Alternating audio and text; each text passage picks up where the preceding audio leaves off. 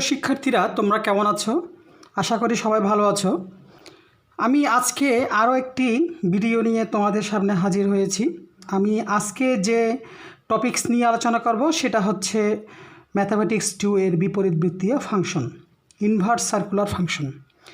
এই inverse circular ফাংশনের একটি গুরুত্বপূর্ণ ম্যাথ আজকে আমি সলিউশন করে তোমাদেরকে দেখাবো। এই ম্যাথ সলিউশনটি যদি তোমরা ভালো মতো বুঝে থাকো তাহলে আশা করি বিপরীতবৃত্তীয় ফাংশনের অনেক ম্যাথ তোমাদের করতে সুবিধা হবে।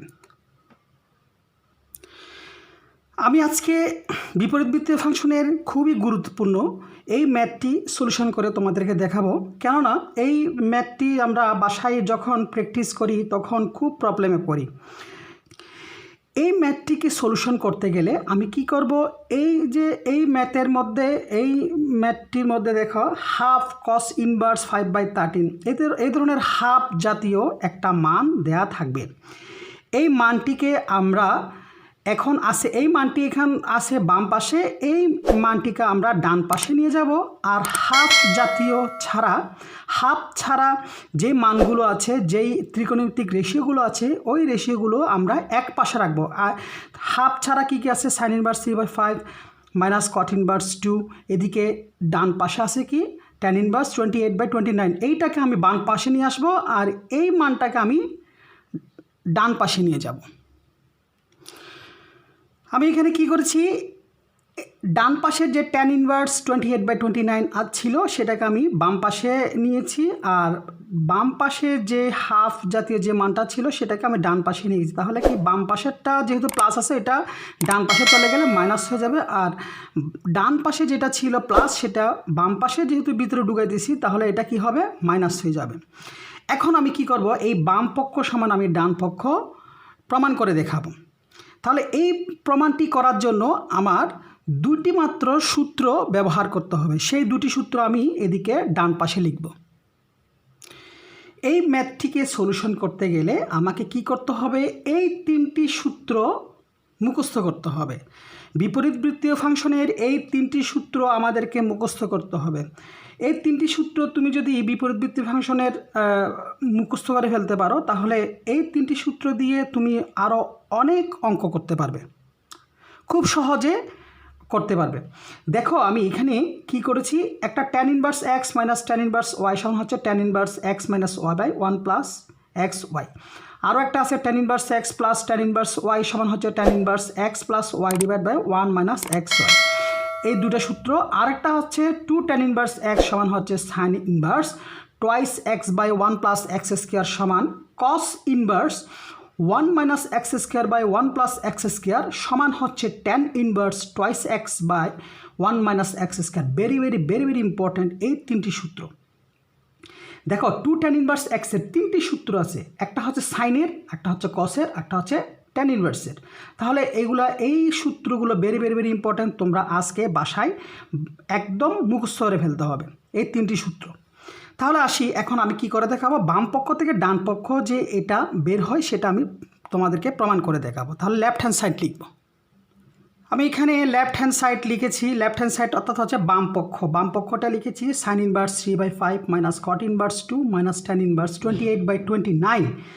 তাহলে আমি এখন দেখি এই ম্যাথটিকে সলিউশন করতে গেলে আমাদেরকে যেই ত্রিকোণমিতিক রেশিওগুলো দিবে সেই ত্রিকোণমিতিক রেশিওগুলো ট্যান ইনভার্সে প্রকাশ করতে হবে।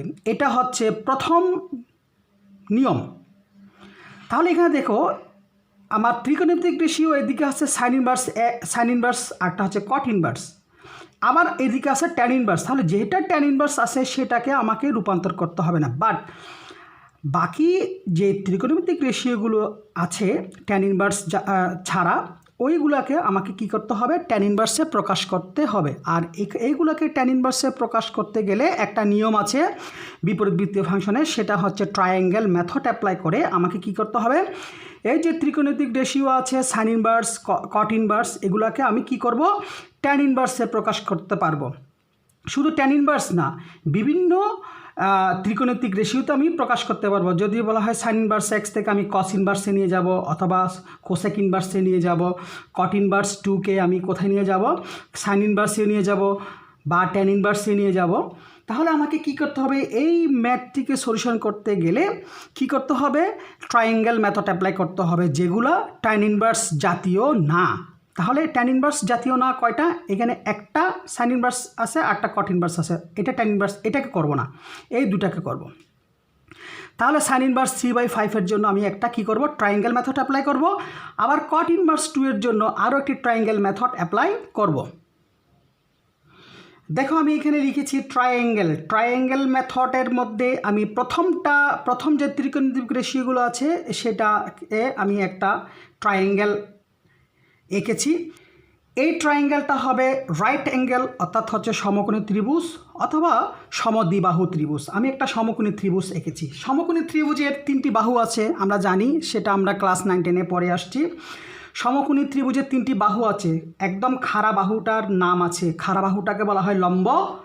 তারপর হচ্ছে সমান্তরাল যেটা আছে, প্যারালেল যেটা আছে, এটা ভূমির সমান্তরাল যেটা আছে সেটা হচ্ছে ভূমি। আর সবচেয়ে লম্বা যে বাঁকা রেখাটা আছে সেটাকে বলা হয় অতিভুজ।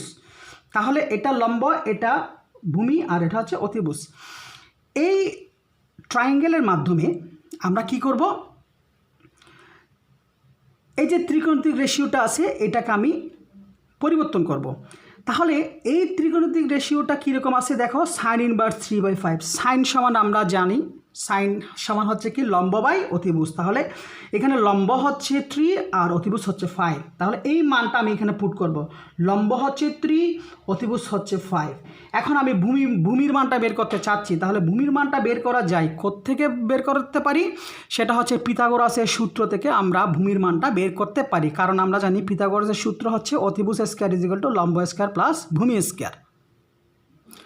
তাহলে আমরা কি জানি, পিথাগোরাসের সূত্র মতে অতিভুজ স্কয়ার = লম্ব স্কয়ার প্লাস ভূমি স্কয়ার। তাহলে এই যে আমি ভূমি স্কয়ারের মানটা যদি আমি বের করতে চাই, ভূমির মানটা যদি বের করতে, তাহলে ভূমি সমান আমি লিখতে পারি √ অতিভুজ স্কয়ার মাইনাস লম্ব স্কয়ার। √ কী জন্য হলো, যেহেতু স্কয়ার আছে, তাহলে এটাকে যদি আমি √ বর্গমূল করি, তাহলে অতিভুজ স্কয়ার মাইনাস লম্ব স্কয়ার।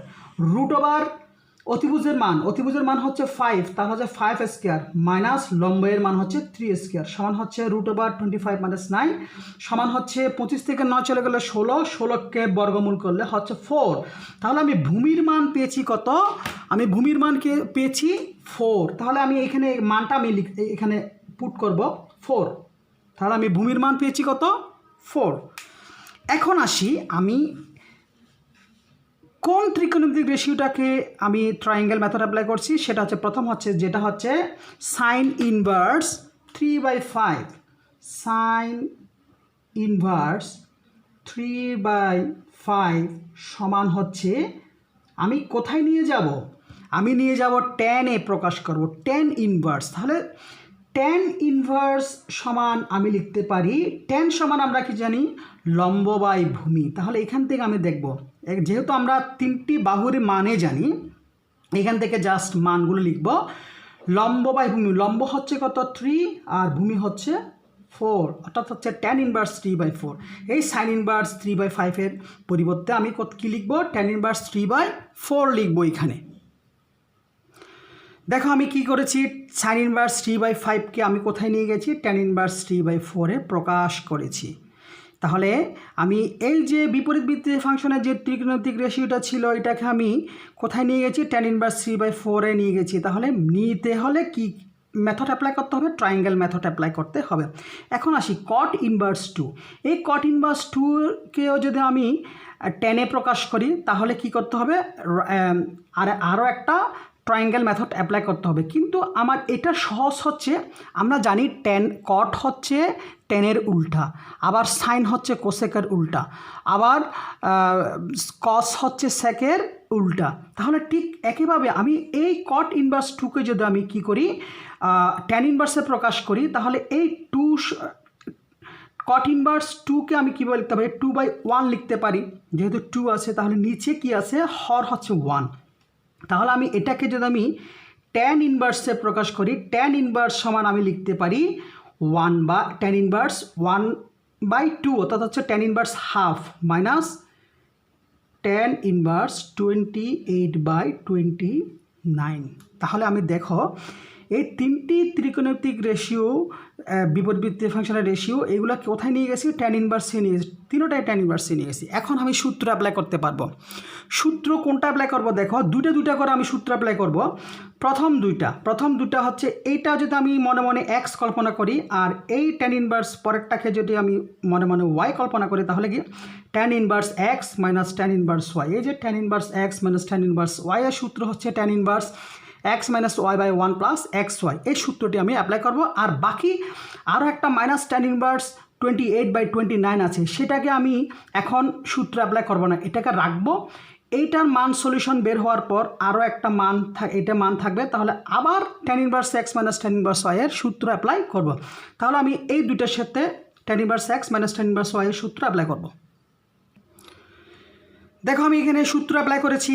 এটাকে যদি আমি মনে মনে এক্স আর এটাকে যদি ওয়াই কল্পনা করি, তাহলে tan inverse x minus y divide by 1 plus x into y minus tan inverse 28/29। এটাকে আমি এখনও ক্যালকুলেশন করব না, এটা যেটা আছে সেটা থাকবে। তাহলে এটাকে একটু ক্যালকুলেশন করব।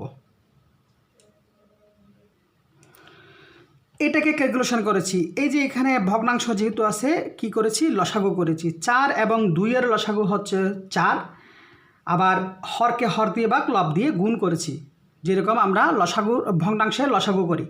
তাহলে 3 - 2 হয়। এখানে 4কে 4 দিয়ে ভাগ করলে 1, আর 1কে 3 দিয়ে গুণ করলে 3 মাইনাস এটা এখানে কি হবে? 4কে 2 দিয়ে ভাগ করলে কত হয়? 2, আবার 2 এর সাথে 1 গুণ করলে 2। নিচে কী হয় দেখো, 4 দুগুণে কত? 8। 8 আর 1 এর লসাগু হচ্ছে 8। তাহলে কি 8 প্লাস কত হবে? 8কে 8 দিয়ে ভাগ করলে 1, 1কে 3 দিয়ে গুণ করলে 3। তাহলে মাইনাস টেন ইনভার্স 28/29 পরেরটা। এখন এটাকে একটু ক্যালকুলেশন করব। আমি এখানে কি করেছি দেখো, আমার এখানে হচ্ছে দুটি ভগ্নাংশ আছে। হরের মধ্যে লবের মধ্যে একটা ভগ্নাংশ আছে, আবার হরের মধ্যে আরও একটা ভগ্নাংশ আছে। তাহলে এই দুটি ভগ্নাংশকে যদি আমি প্রকৃত ভগ্নাংশে প্রকাশ করতে যাই, তখন কি হয় দেখো, উপরে যে লবের যে ভগ্নাংশটা আছে, এই ভগ্নাংশটা কিন্তু ঠিক থাকবে। দেখো ঠিক এখানে 1 কী জন্য হচ্ছে দেখো, 3 থেকে 2 চলে গেলে 1 হয়, তাহলে 1/4। এটা হচ্ছে লবের ভগ্নাংশ। হরের ভগ্নাংশকে যখন আমি কি করব, প্রকৃত ভগ্নাংশে নিয়ে আসব, এটা গুণ হবে। আবার এই নিচে যে হরের ভগ্নাংশটা আছে, এই হরের ভগ্নাংশটা কি হবে? মানটা কি হবে? উল্টে যাবে। অর্থাৎ 8টা উপরে চলে গেছে, আর এই 8-এর সাথে 3 গুণ করলে 11 হয়। এটা কোথায় চলে আসছে? নিচে চলে আসছে। তার মানে অর্থাৎ হচ্ছে আমি যখন প্রকৃত ভগ্নাংশে নিয়ে যাব, তখন হরের যে ভগ্নাংশটা, এটা হচ্ছে কি হবে? উল্টে যাবে। তাহলে এটাকে কাটাকাটি করলে 4 দিয়ে 8কে কাটলে কত হয়? 4 দুগুণে 8, অর্থাৎ হচ্ছে 2/11 হবে। দেখো আমি কি লিখেছি এখানে, ten inverse 2/11 minus tan inverse 28/29। এখন দেখো এখানে আবার আর একটা সূত্র অ্যাপ্লাই করতে হবে, একই সেম সূত্র আমরা এখানে যেটা ব্যবহার করে আসছি, tan inverse x minus tan inverse y. এখানেও tan inverse x minus tan inverse y এর সূত্র অ্যাপ্লাই করতে পারবো। এটাকে মনে মনে আমি এক্স কল্পনা করব, আর এটাকে আমি মনে মনে ওয়াই কল্পনা করব।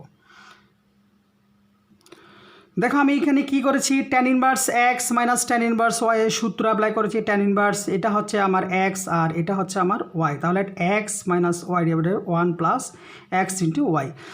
এইটাকে আমি ক্যালকুলেশন করব, ভগ্নাংশের লসাগু করব। লসাগু করতে গেলে 11 এবং 29, 11 এবং 29-এর কী করতে হবে? সরাসরি গুণ করে দিব। গুণ করলে যেটা আসে সেটা হচ্ছে আমার লসাগু। তাহলে 11 এবং 29-এর লসাগু কত হবে? 11 ইন্টু 29 গুণ করলে কত হয়? 319। তাহলে কত হবে? এখানে হবে কত? 319। ঠিক একইভাবে নিচেও সেম আমার লসাগু হবে 319। তাহলে এখন হরকে হর দিয়ে ভাগ লব দিয়ে গুণ করব। 319কে 11 দিয়ে ভাগ করব। তাহলে 319কে যদি আমি 11 দিয়ে ভাগ করি, তাহলে কত হয়? 29। আবার এই 29 যেটা পাবো, সেটাকে লব দিয়ে গুণ করব। লবে আছে কত? 2। তাহলে 29কে 2 দিয়ে গুণ করলে কত হয়? 58। এভাবে আমি ক্যালকুলেশনটা করে দেখব। তাহলে দেখো এখানে আমার 29কে 2 দিয়ে গুণ করলে কত হয়? 58 মাইনাস আবার 319কে যদি আমি 29 দিয়ে ভাগ করি আমার ভাগফল আসে কত 11। 11কে আবার 28 দিয়ে গুণ করলে আমার গুণফল আসে কত 308। ঠিক একভাবে নিচে 319কে 1 দিয়ে গুণ করলে কত হয় 319 প্লাস কত হবে এই 11 এবং 29-এর গুণফল কত হয় 319। তাহলে 319কে 319 দিয়ে ভাগ করলে 1 আর 1কে 2 আর 28 দিয়ে গুণ করলে কত হয় 28 দুগুণে কত 56। দেখো আমি এখানে কি করেছি এই 58 থেকে 308 বিয়োগ করলে বিয়োগফল আসে কত -250 অর্থাৎ হচ্ছে 250 আর নিচে আছে কত 319। এটা হচ্ছে আমার উপরের ভগ্নাংশ। নিচের ভগ্নাংশটা আমি যদি প্রকৃত ভগ্নাংশ নিয়ে আসি তাহলে গুণ হবে, গুণ হলে নিচের যে হরের যে ভগ্নাংশটা আছে এটা পাল্টে যাবে। 319 উপরে চলে গেছে আর 319-এর সাথে 56 যোগ করলে কত হয় আমার 375। এখানে আমি কাটাকাটি করব 319 কাটাকাটি চলে যায়।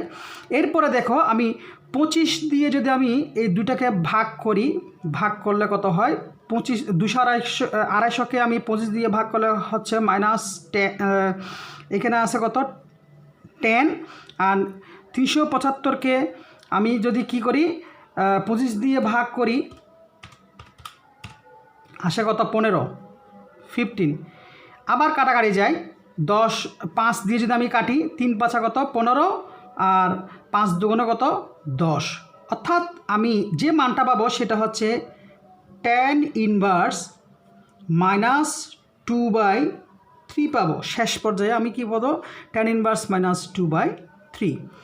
এখন আসি এই মানটাকে আমি লিখতে পারি tan ইনভার্স 2/3।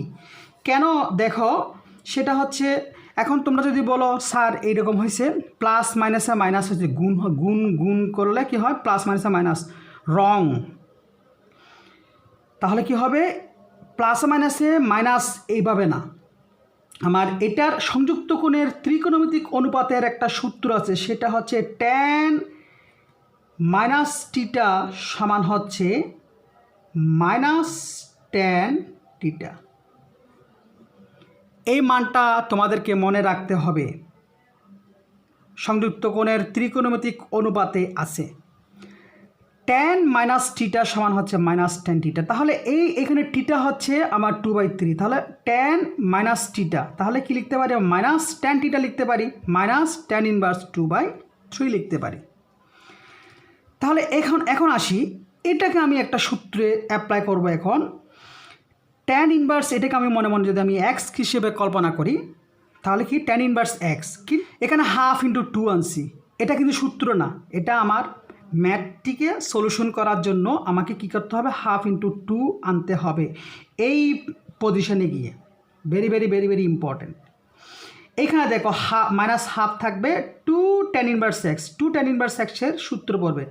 দেখো আমি এখানে অ্যাপ্লাই করেছি কোনটা এই যে cos ইনভার্স সেটটা। কেন cos ইনভার্স সেটটা আমি অ্যাপ্লাই করেছি দেখো আমাদেরকে ডান পক্ষে মিলাতে হবে কি -1/2 cos ইনভার্স 5/13। তাহলে আমার এখানে যেহেতু cos আছে সেজন্য 2 tan ইনভার্স x এর আমি এখানে সূত্র অ্যাপ্লাই করব cos এরটা। যদি এখানে সাইন থাকতো তাহলে সাইনটা লিখতাম, অথবা যদি এখানে যদি tan ইনভার্স থাকতো তাহলে আমি tan এরটার সূত্র অ্যাপ্লাই করতাম। তাহলে আমার এখানে যেহেতু cos ইনভার্স মিলাতে হবে তাহলে আমি কি লিখেছি দেখো cos এরটা আমি অ্যাপ্লাই করেছি cos ইনভার্স 1 মাইনাস এখানে x হচ্ছে 2/3 whole square 1 plus 2/3 whole square. এটাকে আমি একটু ক্যালকুলেশন করব।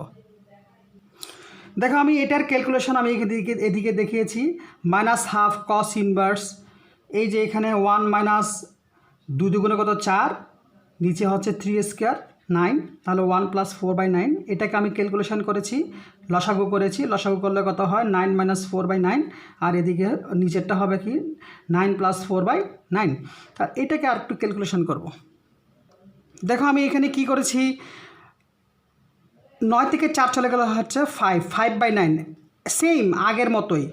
আমার এখানে লবের ভগ্নাংশটা লিখেছি 5/9 ইন্টু হরের ভগ্নাংশটা পাল্টে যাবে 9টা উপরে আর 9-এর সাথে 4 যোগ করলে কত হয় 13 9/13। তাহলে এখানে কাটাকাটি করলে কত হয় 5/13। তাহলে এখানে আলটিমেটলি আমি মানটা পেয়েছি কত -1/2 cos ইনভার্স 5/13। দেখো আমাদের প্রশ্ন যেটা সেটার আমি যে প্রমাণটা দেখাতে বলছি, প্রমাণটা আমি কীভাবে দেখিয়েছি দেখো।